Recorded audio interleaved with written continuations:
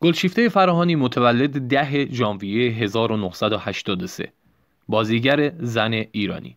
او در 35 فیلم ظاهر شده است که بسیاری از آنها مورد توجه بین المللی قرار گرفتند. وی نامزد دریافت جایزه امیدوار کننده ترین بازیگر نقش اول زن برای سنگ صبور در جایزه سزار 2014 در فرانسه شد و برنده جایزه بهترین بازیگر زن برای بوتیک از 26مین جشنواره سه نانت فرانسه شد.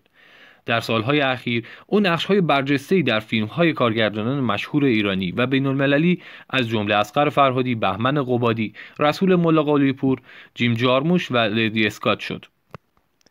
جدال سرسختانه گلشیفته فراهانی پس از حضور فراهانی در فیلم بدن دروغ در آمریکا گزارش شد که مقامات دولتی از خروج وی از ایران جلوگیری کردند. با این حال این توسط همکارانش تکذیب شد. او در اولین نمایش فیلم خود در آمریکا ظاهر شد.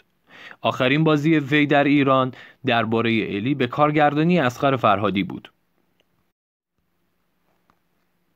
در ژانویه 2012 گزارش شد که فراهانی پس از برنده شدن در فیلم مادام فیگورا در فرانسه هیچ وقت به وطن خود نخواهد بازگشت. طبق روزنامه دیلی تلگراف انگلیس، مقامات دولت ایران به او گفتند ایران به بازیگران یا هنرمندانی مانند شما احتیاج ندارد. شما ممکن است خدمات هنری خود را در جای دیگر ارائه دهید. نمونه های آثار برجسته وی: ماهی ها عاشق می شوند، بوتیک، میم مثل مادر، اشک سرما، همیشه پای یک زن در میان است، درخت گلابی.